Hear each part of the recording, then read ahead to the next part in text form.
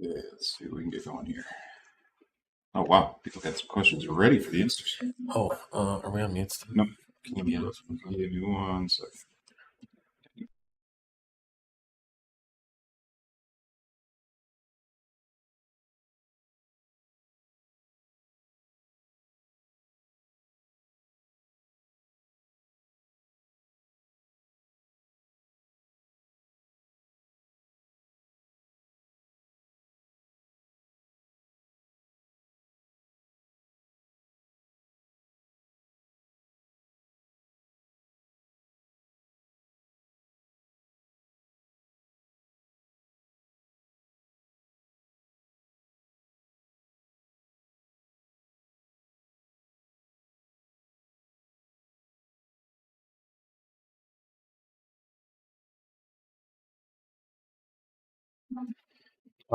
Let's see. I'm going to check. Can you check and see if Facebook's up? The interface is being. Morning, everybody. We're just making sure all the channels are up and the tubes are tubing. We got some Instagram. We got some YouTube's good. It is live on Facebook. Yeah, Facebook. It is? Okay. I can't see it here, so that's great. Cool. All right. Welcome, everybody, to the 034 Motorsport Zero Bullshit Q&A. I'm Javad Shadzi, and this is Nate Stewart. We're going to answer all your questions about all things 034, hot burning or otherwise. We take a no BS approach to responding to questions. We'd like to think so. If you disagree, let us know, and we'll fact check your response. If you have a question about when something's going to be done, an update, this or that, go ahead and ask. We can't guarantee that we'll respond because we prioritize other types of questions where we can definitively give you an answer. And put your question into the comments section of the social media browsing device of your choice, and we will transcribe them into these space age computer devices, Telecommunication devices. Yeah. All right. Oh, we got a lot of questions already. Pouring in. All right. That's a good first one, I think. Yeah, no, we got a spicy one. We'll hold off on that one for a little bit. Someone's asking, when is TTE planning on releasing the TTE 910 and 1050 for the B9, S4, and S5? Well, we don't have a release date for that. The challenge with hybrid turbos in general is the factory turbine housing is maxed out. Even at the A10 level. So there's some stuff coming down the line, but I'm not sure exactly when that will be available. How can I adapt the 034 catch can recirculating hose to a larger barb fitting on my turbo inlet without affecting the airflow design, i.e. larger hose throughout or adapter fitting? Which application? Oh, it is. Yes. Larger barb fitting on my turbo. A turbo inlet. Those have an aluminum turbo inlet. I mean, factory is plastic. No, an 8S, is that a TTRS? Yeah, that's TTRS. Okay. Yeah. No, they've got the molded in, that tube molded up the side of it comes to a 40. Yeah, if we're talking about TTRS, yeah. I mean, if you've got an inlet that has basically a tube run up the side already that's cast into it, like a number of them do, you can basically put any barb on the end of that if you want. That's not going to really affect the Venturi effect or anything like that at the turbo side. So it's really going to depend on what inlet you're running. I'm still not sure really what they want to add a larger fitting. Well, I don't know. I'm not sure what they're. Yeah, maybe you can elaborate on what you're trying to do there, and then we could take a step back and figure out. What can you tell us about 034 users that use the 75mm Iabed throttle body? Is it safe to run a non-stage 2+ 034 tune on a 3-liter TFSI? I mean, technically speaking, you can. Generally, all those guys are in the 2+ land, and that's why they're going to the bigger throttle bodies as well. I mean, yeah, there shouldn't be an issue running a 2+ tune on a stage 2 car. I'm not sure. It really depends how far off you are from the actual boost target that we're looking for. What you'll end up with is kind of more of a dead zone at the end of the pedal than we like. It's going to be more like the factory in that regard, where there'll continue to be a little more boost request for more pedal towards the end of the travel, and obviously you just not gonna be able to hit that because you're on different pulleys. So how far you're off will kind of. Now, with that said, we have dyno tested that setup. Yeah. And what was your Very minimal. It was that plate and the way it adapts down. It's kind of just like a sandwich plate that changes the bolt pattern. Yeah. But the transition happens so fast and abrupt. It creates a lot of turbulence. If you're running that, there's no point. Yeah. I'll be real direct. It wasn't really worth the. We do support it. We have a hose for it. Our software supports it, but yeah, a bunch of people jumped on it, and we got a lot of requests to support it. So that was before our option was available. So if you have that, I strongly recommend upgrading to our 034 Super Duper throttle body. If you think that's biased or whatever, and you think I'm trying to make some money off you, yeah, you can go flow test. There's other options on the market too that are better and actually make power. The Iabed one does not make power. Iabed didn't do any work to validate this application other than measuring some bolt patterns and making a plate with a really abrupt transition. So even though you have a bigger throttle body, you're creating all this turbulence, and that turbulence hurts flow a lot. So we weren't able to measure any power advantage using that product. And I would say, don't waste your money. Either you run the stock throttle body or spend the right amount of money and get a good quality engineered and developed product like the Super Duper Charger. Or again, our competitors have much better products than that as well. We didn't even try to knock that one off and violate any patents. Jeez, this wasn't worth it. Billet rear subframe mount inserts versus locking subframe collars. What's the difference of each? Can you use them together, and which would you recommend getting first for a 2008 Audi A3 3.2? So, as it implies, the solid mounts remove any rubber and they solid mount the subframe. The inserts go inside the rubber bushing. So what the inserts do is they remove the air inside the rubber mount. As you know, air is very squishy and doesn't offer any resistance to the movement. So the factory is the softest setup that's going to move the most. Once you put the inserts in there, then you're relying on what movement there is left in the rubber, which I would say for a street car and a kind of a track day car is typically plenty good. But if you want to really lock down the subframe on a street car or a race car, then the solid, mounts, inserts, the solid aluminum inserts are going to offer zero compliance. Your subframe will be bonded to the rest of your car, and there will be zero movement or difference there. Even the rubber will give a little bit. So this really comes in advantage when you load up the suspension, say in the middle of a turn, and you will see alignment changes in your alignment settings based on the movement of the subframe.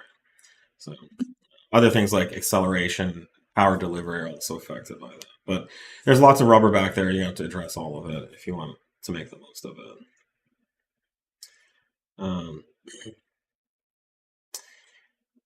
You guys are awesome. B9 S4.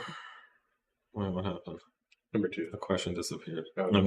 You guys are awesome. B9 S4 here. I see you have rear strut mounts. Do you also have front strut mounts? Both ends are clicking like crazy, and I want to replace them with your density line. It's been a while. I think I addressed this a few weeks ago, but the B9 cars don't really have front strut mounts. It's basically if I remember right, it's like an aluminum housing with a little bit of rubber vulcanized to it. So when we looked at it, there wasn't really much benefit. But I would be interested if you think that you have a problem or a failure with yours. I'd actually be interested to know what you're dealing with. So feel free to give additional information or.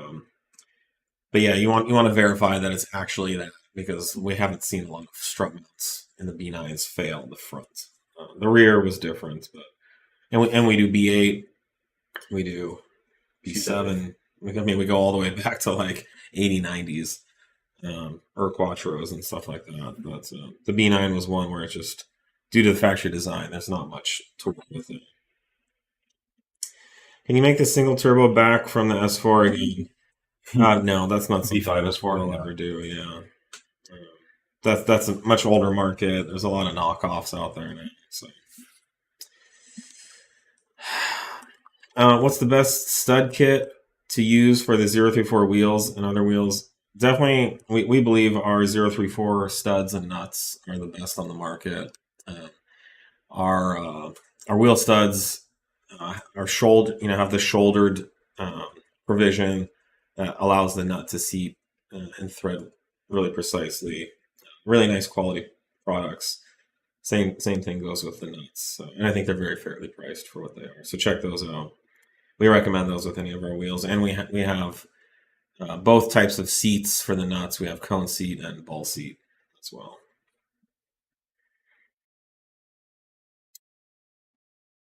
If I get a T-shirt, can I get you guys to sign it? Seriously, that would be cool. Absolutely, would love to. It'll be $10,000 per signature. Oh, geez. So just shoot an email to social@034motorsport.com. But we offer a $10,000 discount if you contact us. Yep. So it ends up being free. Pretty good promotion. So the savings are real. Will an air intake void a dealership warranty? Not necessarily. So, and it depends what you're talking about. So, if you're talking about, if Joe Schmuckatelli works at the dealership and he's having a bad day, and let's say you had an argument with his wife and she won, you roll in with any kind of problem with your car and he sees an aftermarket intake, he may want to take it out. In practice, technically, legally, Joe would have to be able to point to your air intake and connect the failure or the warranty problem with your car to the intake and how the intake caused it. And then you have a range of stuff in the middle. So if you want to really be safe and you're worried about what people like Joe Schmuckatelli are going to do to you, then having a very stock car is probably the safest bet. But if you don't want to live your life according to Joe Schmuckatelli's mood swings, then I would say run an intake, live your best life, slay queen. But don't worry about what the dealership's going to do if they have no basis. With that said, I don't see how. I don't see how one of our intakes would really ever cause a warranty issue. I've seen other companies' intakes fail and get sucked into the engine and stuff like that, so that could be really bad. But I don't believe any of our intakes have ever caused any type of failure. In fact, they keep stuff from going into the motor, all while flowing very, very, very well. A lot of questions today. I was talking to a guy from Whiteline who said their modern poly is going to be better than rubber and not have cracking issues. He said rubber will eventually degrade over time. Well, I mean, I would say that modern rubber is more magical than modern poly. I'm not sure what's so great about his modern poly, but we don't see that in the real world. And poly is a material that breaks down over time. Even if it doesn't work the same way that none of these mounts are designed to work. So it's got maybe a couple applications where if it doesn't degrade and doesn't pack out and doesn't do the things poly typically does, it might be okay. But things like mounts, motor mounts, and just like almost all your suspension mounts, they need to have both tension and compression capabilities, which you don't get with poly. I would say go back to Joe Schmuckatelli at Whiteline and ask him. Joe's getting around today. Ask him how much polyurethane does BMW use on their M cars? Does Audi use on their RS cars? How much poly is on an R8? How much poly is in a Lamborghini, a Ferrari, a McLaren?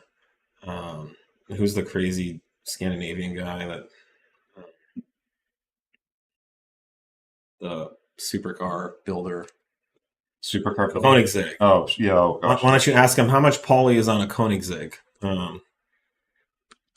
Tesla's, I don't know. I mean, the highest performance cars on Earth. Just go ahead. Ask them how much poly does F1 use in their cars, and then just wait for the response. You could also ask him what material all of those cars run for their mounting systems, and he'll say so. It's not surprising that the company that has staked their entire existence on polyurethane is going to defend it. And also some vague thing about modern poly.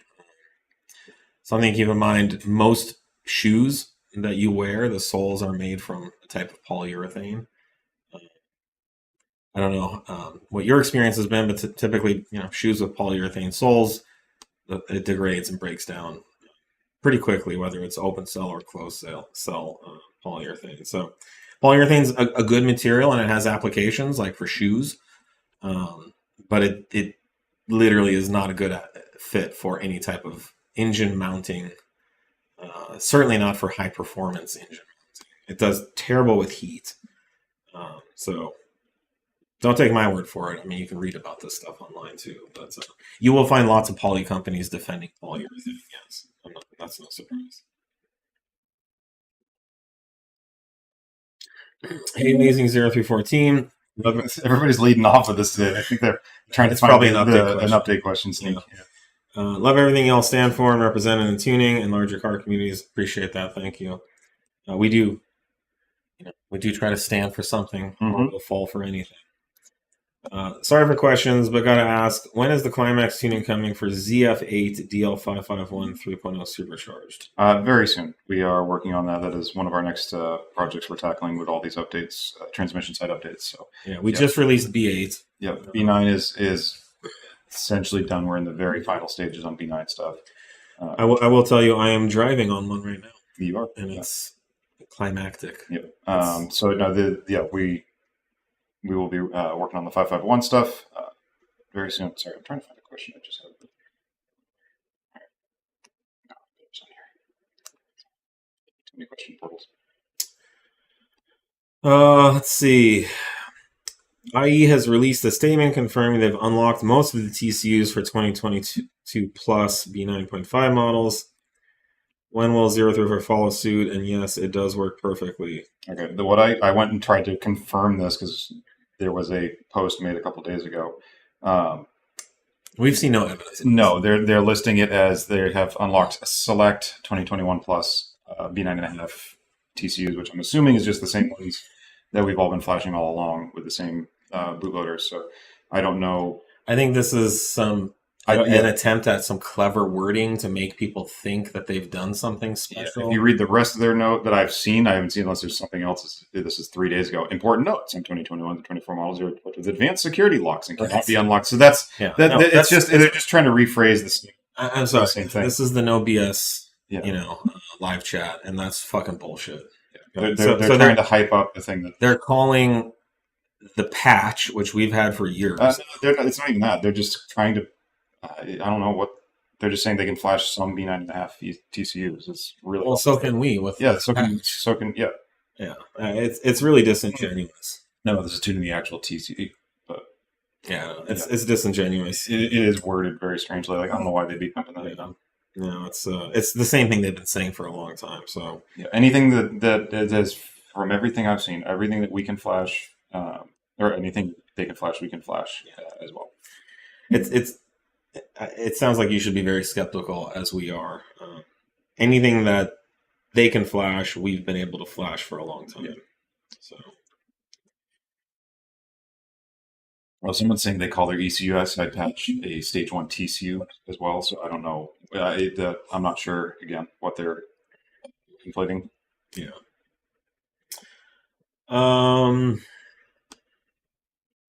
I have a transmission code for a speed sensor. I have a stage 1 tune for both ECU and TCU. The engine says 7400. The transmission says 7200. Is that the reason why I'm getting this code? Without knowing the actual application on this, that's going to be a really tough one to give you any more context on. I mean, normally if it's a bad speed sensor, it won't just be shifted a certain amount of RPM, it'll just be all or nothing. I have seen speed correlation codes before where people have kind of this mix and match of transmission hardware and the mech unit and the software that's on it, where you'll have a software that thinks it has a different gear ratio set than what the actual transmission has. And so that'll certainly throw speed sensor faults all over the place and shaft speed correlation issues and all that. So that's a shot in the dark without any more info, but that's one of the cases where I've seen that. And you'll get a smooth offset in the RPM because it's calculating output shaft speed correctly. It's just not where it should be according to the software. Yeah.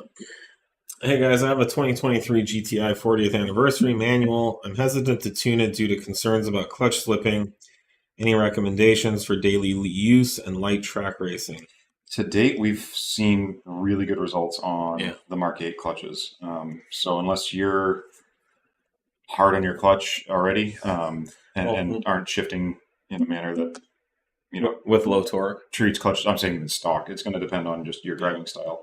But I don't think we've had anybody with issues with clutch slip even on the high torque stuff. Okay.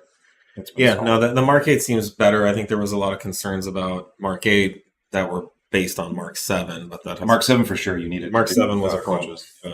Just because Mark 7 had a problem doesn't mean Mk8 will. And it doesn't seem to be a problem. From everything we've seen, they seem to be holding up better. Yeah. Why does 0 through 4 not do any? This is a cleverly worded update. It's a snarky. Why does 0 through 4 not do any rolling anti-lag ignition cut launch? Speaking of B9 specifically. Yeah. We introduced on those left foot braking, and that generally does a lot better job of accurately and really loading up the turbo. Mm-hmm. We do know it is tougher to hold an exact speed depending on what you're doing. So there's some use cases where maybe having a hard cut or a hard set point would be beneficial, but you're not going to build power on an anti-lag on an ignition cut. I can tell you that. That's removing all the energy from your intake, from your engine. So brake boosting is generally the way if you want to actually build power and release it. That's going to be the quickest way to go. Need for built. David says he's doing some mods to his B8.5 S4 today. Yep. And listening to the live chat. Hello, David. Cheers. So thank you for joining us. My buddy recently bought a Mark 6 Golf R. What would you recommend his first mods be? He's doing all the maintenance right now. It's like a restoration. Yeah. All the maintenance is going to be. Yeah, it depends on the victim. I think if the car's not already tuned, he should tune it. It'll wake it up for sure. Yeah. And just a stage 1 tune will make that car really fun from a power standpoint. It'll have plenty of power. Those cars handle really well and can be made to handle very well. We have a nice product line for those, including our trailing arms and our rear sway bar. The front camber mounts will also give the car a lot of front grip and much faster responding steering. So I would say something like that. Along we have some density lines, Dynamic Plus springs coming for that application soon. Those mods combined with the springs will make that car handle like a little go-kart. And even with stage 1 power, it's going to be a really fun hot hatch, kind of like the way the car should have come from the factory. But yeah, doing the maintenance is smart. It's making sure everything's up to snuff. Are you guys releasing anything new soon for the B9 B9.5 RS5? Yes, we have our upcoming super duper inlet and intake system, S34 system. Also, our catch can and PCV upgrade kit as well are all on the horizon. Yep, the upcoming transmission updates, software updates also are coming for all the B9 RS and 9.5 RS5 stuff. So. That's really fun for the RS5 with the shorter gearing. Yep. And we have a massive, what we're calling an RS Plus braking kit with an upgraded high performance caliper, 6 piston caliper, 6, 8. 8 piston. Sorry, lose count. There's so many So many pistons. And we also have a line of brake pads coming soon in street sport and track sport for all the enthusiasts. We get asked so often about what brake pads to run, and we have finally linked up with a really good brake pad manufacturer, and we've been testing different compounds for the last year, and I think we're going to have something very substantive for people. Unfortunately, there's a lot of options in the market now that say they're high performance and they really aren't. They maybe are more based on being clean. Or whenever you see a brake pad that says it's like low dust and high performance, it's, you know, that you can't get those two things at the same time. So they're going to be substantive brake pads that do what they say. You won't have to be concerned about buying the wrong pads again once we release these. So stay tuned for all this. It's on the horizon. Yeah, and then motorsport mounts coming. Yep, street and truck sport mounts, which are awesome. Really well. Yeah. The street sport are actually very livable for the street while offering a very locked down drivetrain. So the ZF8 Trans is rated to around 750 foot-pounds. I noticed none of your tunes go past this for the B9 S5. Is this current limitation you are experiencing? No. We have yet to have a transmission issue on these cars. We are generally holding around the torque level we're at right now due to where we have determined a reasonable place for the motors is, just to give us some buffer, give us some padding on the motor itself. So that's why we haven't pushed it much further on our production files. Mm-hmm. So no issues yet with any of these transmissions. They've been incredible units. Follow up about the 0 through 4 B9 big brake kits. They're coming along nicely. They're in production development. We're having the calipers manufactured. They're gorgeous billet one-piece calipers with 8 pistons. All the pistons you would want. The 8 pistons support a really big pad area. A lot of swept pad area. So that's a huge benefit. More clamping force, more thermal capacity, more friction. It's brake day. What do you recommend for brake pads, rotors, brake lines, and fluid for a 2023 GTI with 19-inch wheels, considering daily driving and light track driving? Yeah, so definitely our two-piece rotors and lines, our pads are coming soon, and it's a really high-quality, high-temp brake fluid, like something like your OEM fluid. The OEM stuff is not built for track use. You'll boil it. You could have the world's, you could put F1 brakes on your car, and you'll boil the. Yeah, they're not going to Napa and picking up some DOT4 fluid. No, you need an actual purpose like designed. Higher temp the better. We run Castrol SRF, I think, on everything now. It's not deep, but it's not something you want to skimp on.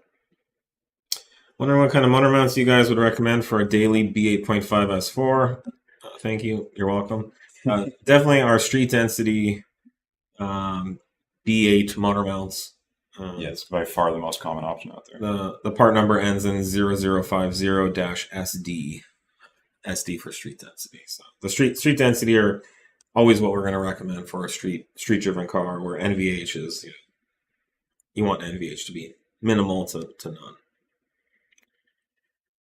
none. It's too bad that 0 through 4 has basically sold out for corporate profits. No longer good customer service, and parts quality has declined. I know of more than a couple employees that left due to a bad work environment. Oh. I mean, I wish I could talk to this person, say like a Thanksgiving or 4th of July family barbecue, so we could really get into the details of what they're referring to. And this is something, I've heard this a few times, although I guess I could say I'm really surprised that it hasn't come up more. But I did sell I used to own 0 through 4 Motorsport 100%, and I did sell all my interest or assets, not all of it, but a majority share to Euro Motor Parts Group, which is the parent company was MP Parts, which is a 50-year-old Volkswagen Audi air-cooled tuning company. But the reason I did this is because I have seen the potential, and Nate can attest to this. We all saw the potential of what 034 could do for years. But me personally, might come as a surprise. I'm not a billionaire from doing 034 motorsport for 20 years. And so financially, I was living a good life, but I was essentially living paycheck to paycheck. Because a business like this can use so much cash that you will never have enough to put into it. And so everyone can kind of grow it to a certain size and level with their own money, the money that they make in the business. But at some point, you need outside investment to be able to go after these opportunities and grow. And so for me, growing 034 was important because we have a team of really good people. My management team here at 034 has really not changed in almost 10 years. It's a really good group of people, very smart, who are very dedicated to the business. So for me, growing the business was important so that they can grow with the business. They wanted to have kids, they want to buy houses, they want to retire someday. And I didn't want myself or the people that I work with to have to sacrifice any part of their lives or their future to do this with me. So by selling the business, I was able to, relieve myself of the financial pressure of running the business and bring in investment money to the company to allow us to grow. And that's what's happened, actually. So that happened in, let's just say, middle of 2019. And since the middle of 2019, 034 Motorsport has more than tripled. Our number of employees have almost doubled, and our inventory has gone up by almost 10 times. We have our engineering team went from like 3 people to 15. This is all possible due to corporate selling out, right? And so by selling out, I was able to achieve these amazing things. Staff are paid substantially more here now. We have opportunities to offer people that are honestly the best in the industry. There are opportunities here at 034 Motorsport that you will not find, jobs that pay a certain amount of money that you will not find at 99% of companies in this industry. You would literally have to go work for HP Tuners or one of the biggest, Hawley or someone like that, one of the biggest company groups in the industry to get these kind of opportunities that we've been able to create here. So as far as customer service, we have also expanded our customer service team. We continue to invest in customer service. We did move away from doing customer service by phone to an email ticketing system so we could do customer service better. What that has meant is serving more customers with better customer service and getting better customer service ratings from customers than we ever have before in the past. Does that mean that there's some people that are angry that they can't call us? Sure, there are. Does that mean that every once in a while people don't feel like they get the kind of help they need? Yes, that happens. We're talking about a very, very small, infinitesimally small percentage of customers. Yeah, dude. I mean, if we did phone stuff, the amount of complaints, you'd be sitting on hold for I don't know how many hours. The complaints would be, I've called them every day for a week and I can't get through. So there's just no bandwidth that we can get a specialist that knows what and how to solve your problem on the phone at any given time of the day. This is where a documented email chain makes sense. That's the only way you can do it. So our customer service has actually gotten better. Again, I know that maybe this person has seen some complaints online, but if anyone's upset or unhappy with our customer service, please have them email me. You can have them email social@034motorsport.com, and we will make sure that we engage with them to figure out what went wrong and try to make up for anything that has happened. We truly care about customer service, and we do a great job. Yeah, we do weekly meetings with metrics and all of the customer service stuff to try and figure out where it can be improved, how we can better. Customer service meets with engineering to get feedback. We have check-ins directly with engineering and customer service. We have, we're always trying to make it as direct and competent and quick as we can. And ideally, there's also the other side of things is trying to make things so you don't need customer service. We want to better our documentation, better our practices, better our delivery, our products, our lead times, everything, so that you're not hitting up customer service all the time. Yeah, then it goes on to say parts quality has declined. That's just not true. Our parts quality has improved across the board. We have more resources to do better quality control. We have more engineering staff to develop better quality products, and we are now able to engage with tier 1 OEM type suppliers in some cases to manufacture our products at the highest quality QC levels possible. So again, does that mean that every once in a while there's a problem? Sure. Does that mean that sometimes people get a part that has a quality problem? Yes, of course. Your Audi, your computer, your iPhone, your Android, your Google, it all happens there too, right? And so we're not perfect, but our parts quality has not declined. And if you know of any parts that is of low quality, please let us know about it. No one's going to be more motivated to correct any quality problems than we are. We take it very seriously. And then the last thing is, I know a couple employees that have left due to bad work environments. I question the validity of this. I'm not aware of any employees that have left the company due to feeling like we had a bad work environment. No, anybody that leaves on their own core, we'll do exit interviews. We'll do, We do, and sometimes people don't say they don't feel safe or whatever. But patently, this is not a bad work environment. Oh, absolutely not. No, I mean, anybody that's worked in more than one work environment can, I'd like to hear their take on how it is here. But my entire team, myself, everyone I interact with, it is a work environment onto itself that you seek out and you want to be a part of. Most of our turnover here is the result of us terminating people because they're not good enough for our culture, for our environment. That's a big point. Is the culture, the work environment, whatever workplace toxicity. It's not a thing like back in the olden days. That was much more of a problem. It's only gotten better. We used to struggle with that. We used to try and coach people way too much and try and keep the people that didn't fit and try and make them fit into different places. And that stuff just doesn't work. And that's all stuff we've learned over the years the hard way. And we do have some employees leave, for other opportunities, for better opportunities. We've had employees leave to go work for Lockheed Martin, to go work for Tesla, we had someone leave last year and went to Livermore Laboratory, which is a national U.S. government Department of Defense laboratory, which to me is a great thing. It means that we're bringing people in, training them, and they're moving on to like world-class companies. So that says a lot about the experience they're getting here. Someone says this Q&A seems so sad. It's not sad. We're just trying to answer. We're getting, when you get these salacious comments that get left on your feeds, that's what we're here for, is to answer misconceptions people might have. Yeah. So yeah, it's not about being sad. It's about addressing these concerns. And for me, it's important to give a counterpoint because someone is just going out there and spouting this thing based on some perceptions, maybe, and it's just not true. So it's important for me that the truth gets out there. And that's part of not having the BS. So they were also asking for the car behind you, but we talked about that a couple weeks ago.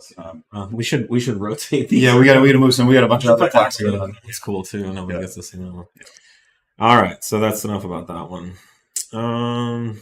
See if we can find something happy and upbeat and exciting for somebody, but I'm not sure there is. Pads follow-up, will they be semi-metallic and dusty? Yeah, there's going to be some dust. I believe the compounds we're looking at are semi-metallic compounds.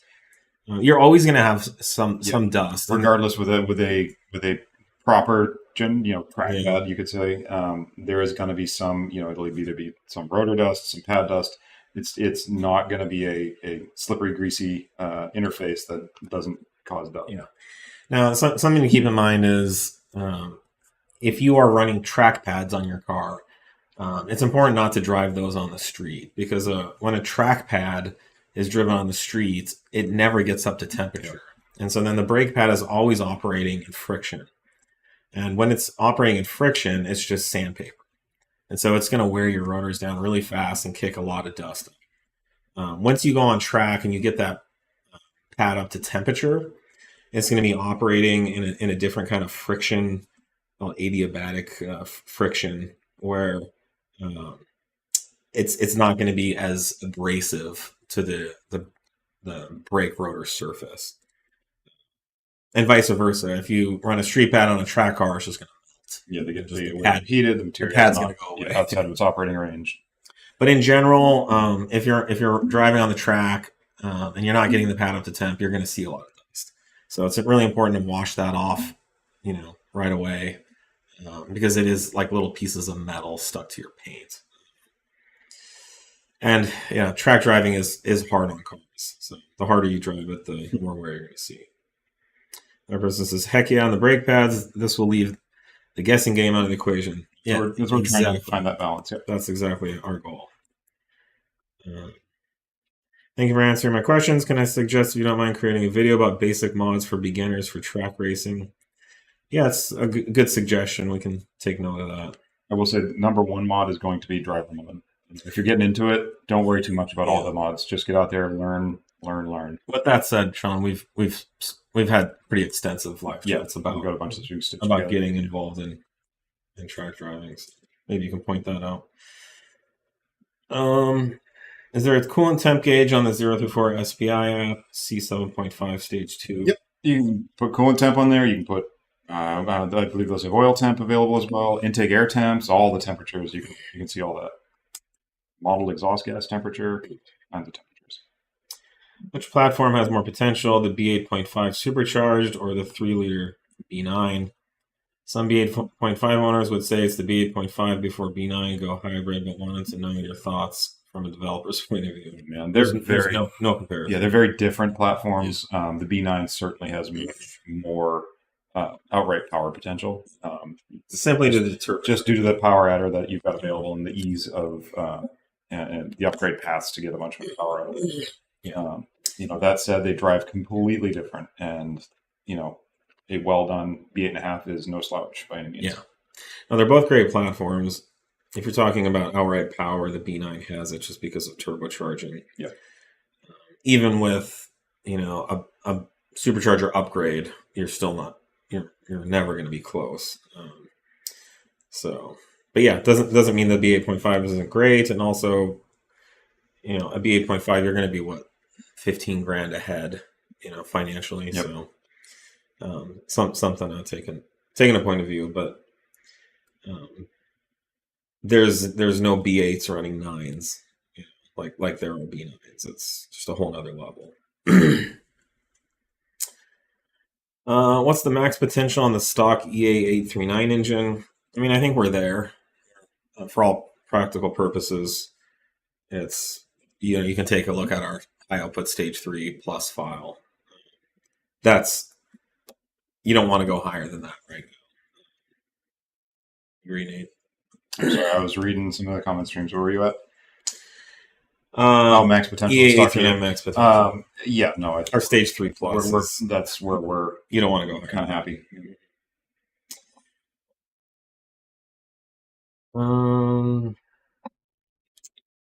Klimax anti-lag on B9 S4 S5. Yeah, it's coming soon. We're finishing it up. And it's Klimax and antilag are two very different things. It's going to be a very much more optimized and performant shift or transmission strategy. Antilag is a whole separate discussion. Would a stage 1 tune be a good idea for an all-season daily driver? Absolutely. Yeah, definitely. That's the whole idea. We try and strive for like an OEM plus kind of a stage 1, where it's how we feel it should come from the factory, which means, yes, it should be suitable for all your normal daily driving activities in whatever climates. Yeah. Now, and you don't have to use all the power in the winter, and you can always flash back to stock if you're worried about it or whatever. But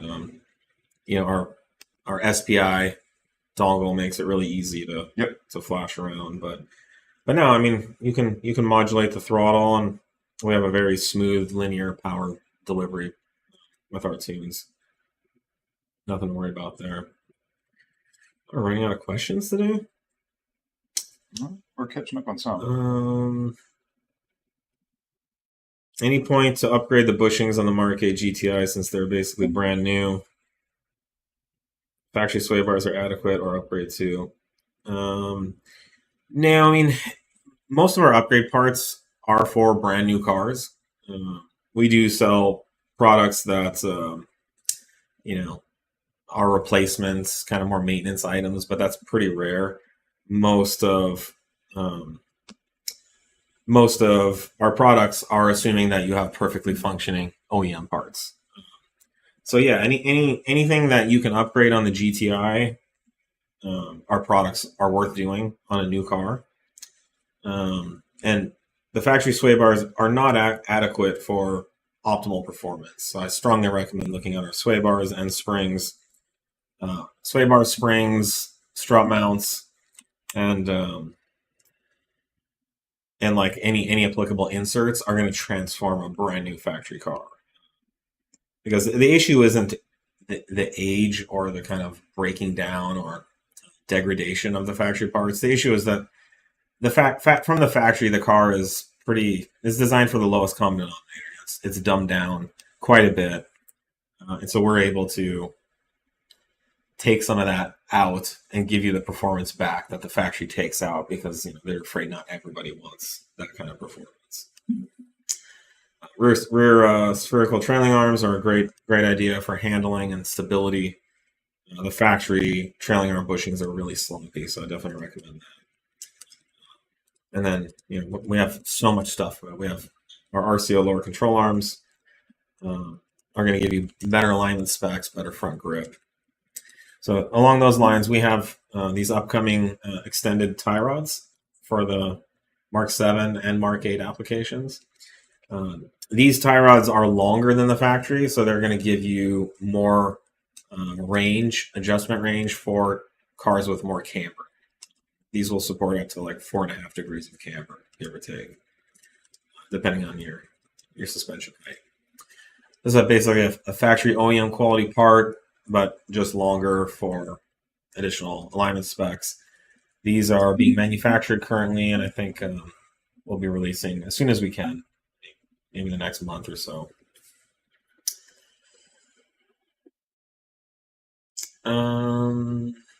Does TCU plus ECU stage 1 fix gear hunting and the DSG trans? I don't know what application this is on here. It will typically be, it will help it for sure on a number of them. Yeah. We don't generally do a ton of light load manipulation because we keep getting complaints going both ways. So yeah, it's hard to say specifically. It's going to fix your exact scenario you're talking about. To the viewer, just the 252 horsepower B9 A4 on Instagram.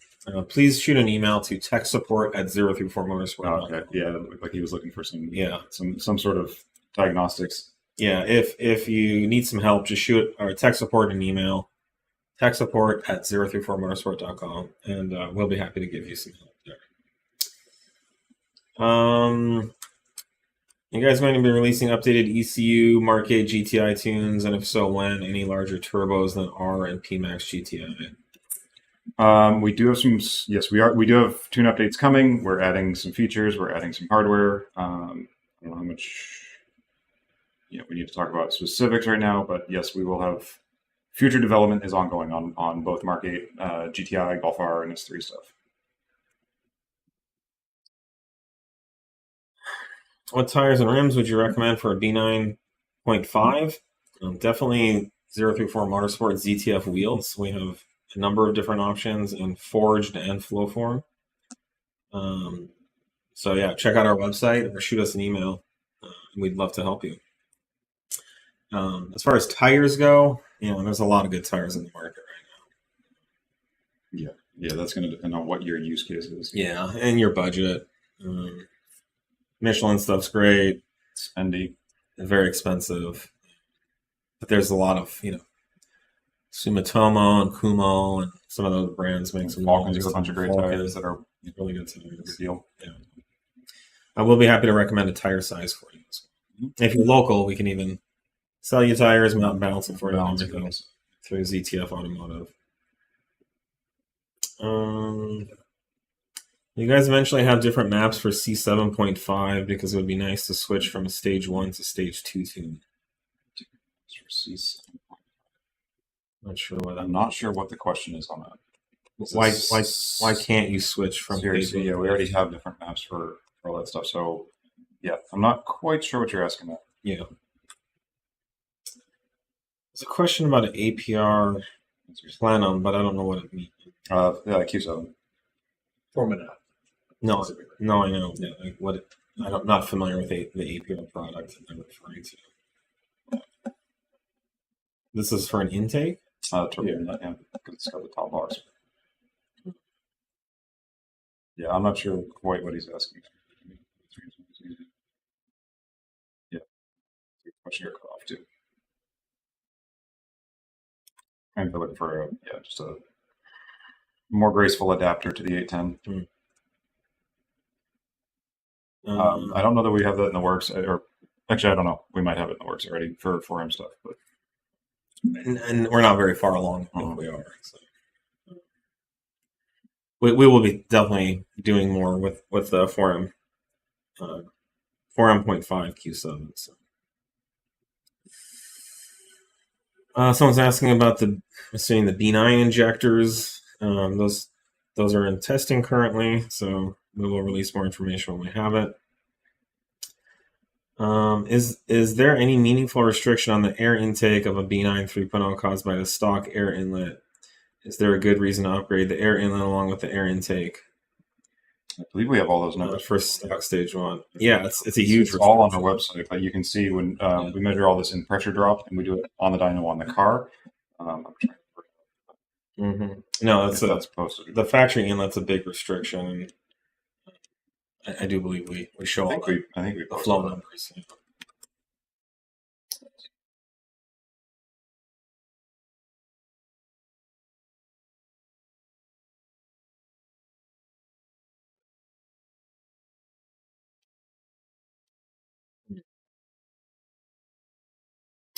There's a follow-up to that. It says, I was asking if for a daily I could have stage 1, but if I go out at night, could I map to a stage 2 plus without reflashing?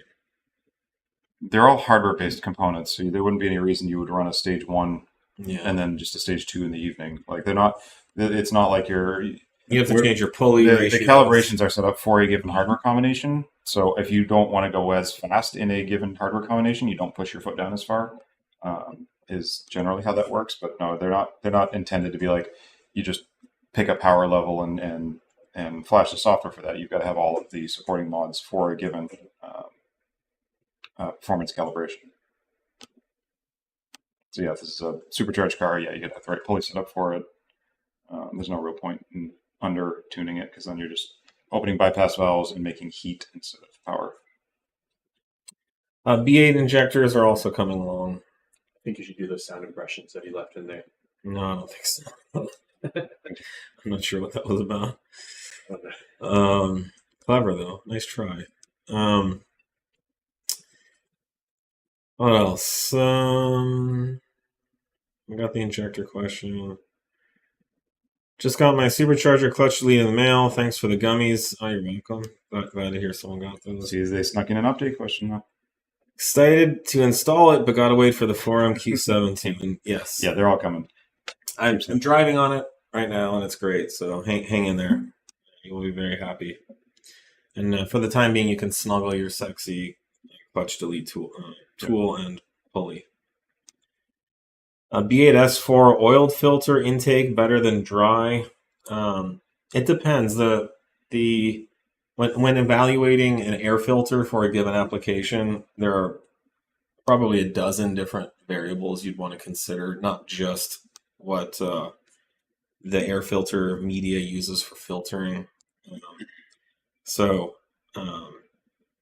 You could have better or worse versions of those filters in any given application, depending on what the other variables are. In general, oiled filters like K&N rely on a thick, viscous oil, sticky oil, that soaks into a cotton media. And so as air flows past the sticky oil, dust particles stick to the filter. obviously, the dust is going to build up on the sticky oil film, and then you need to wash it and reapply the oil regularly. In general, we like a more dry filter, which you can still clean. You can reverse flush out the filter and get the dust out that are trapped into the voids and gaps inside the media that we use. What happens with the oil filters is that this sticky oil gets sucked into the intake, and then it can coat your intake. If you have a MAF sensor, the oil can coat the MAF sensor and cause false readings. In general, it's not something you want or need. So we have a very light, low viscosity oil on ours, just to keep the filter media from compressing before you install it. But our filters do rely on the filtering media itself, and we do consider them to be dry. So in general, we would say dry filter is the way to go, but then consider all the other variables as well. Dry Nate should eat hot wings with progressively hotter sauces similar to the hot ones while answering this question. Hot take. Okay, that would not be that interesting, because Nate can eat probably orders of magnitude hotter than I can. And I like it spicy. On wing number 2, I would be crying and not be able to talk, and Nate would just be like, "What? I didn't even taste anything spicy." So, bummed out because AWE and 034 take forever to ship their parts. I'll have my exhaust sway bar end link set up someday. Supply chain can kiss my ass. I don't know what AWE's always taken a long time to ship because they pretty much make exhausts to order, is my understanding. On that, we do not. So if you place an order with us and it's not in stock, we just don't have it. We're waiting for it, or we're making it, but we're making a production. We were making it before you placed your order. And right now we have a lot of inventory in stock ready to ship, but the general state of the supply chain since COVID is very disrupted. I know a lot of companies still use it as an excuse and a crutch, and I don't know what other companies do or say to manage whatever issues they have, but for us it is still a problem. And in some cases, we have over 90% of our products in stock, but in some cases we are out of stock due to supply chain. One of the companies we work with for sway bar manufacturing couldn't get a certain size of steel rod. Yeah, it's just for sway bars. It took them 90 days. Dumb little things you don't expect to be an issue. So, but thank you for your patience. It sounds like you're hanging in there, and that's all we can ask for. We really appreciate it. Yeah, and then we ship everything we can as quickly as we can. There's no, it's ideally everything's in stock. Yeah, there are some stuff we get caught out on. Will stage 1 tune change my stock exhaust sound? What if I add a resonator delete? Yes, no, no, and yes. Yes, no, maybe. Tell us more about what car we're talking about here. So a number of these tunes, if you've got active flaps and stuff in the exhaust, they do get changed quite a bit. So you will notice quite a lot there. In general, you're moving more air through the exhaust. You're making more power, so that certainly changes the note. Usually, though, stage 1 isn't. Yeah, there might be a little more overrun noise if it's one of those cars. I don't know what platform we're talking here, so but generally yes, you'll notice something. Now the res delete is designed to make your exhaust louder, so yeah, yes, you'll definitely notice that. Tuning is, if you hear anything louder from your engine or exhaust, it's a byproduct of making more power. So there's more sucking, there's more blowing, so you may hear that. All right, pretty much out of time. Okay. Any plans on twin turbo kit for B9 S5? Not necessarily. The single turbo works just as good as the twin turbos from what we've seen. So the cost and expense it gets really complicated because then you've got divergent exhaust paths potentially, and you've got to get it all censored up for that so that everything works correctly. If there was a big benefit to it, sure, but usually it's not going to be a more efficient setup. You've got double the rotating losses and all that for your friction interfaces. It's not more turbos is not always better. Yeah. Cool. I think I think that's pretty good. I think we've Most of it, pretty much got almost everything. Anything new coming for B8.5 platform? We just released Klimax. Yep.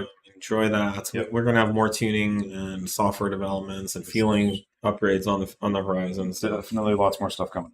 lots more support there. And then we continue to work on B9 A4 tuning. Mm-hmm. It's a high priority, and don't have a release date, but Yep. we never do, right? We just release it when it's ready. So we release it as soon as it's ready. If it was ready today, we would release it. You have it on your desk. Yeah. Okay. All right. Thanks, guys. Appreciate the questions, and we'll see you next week. Cheers.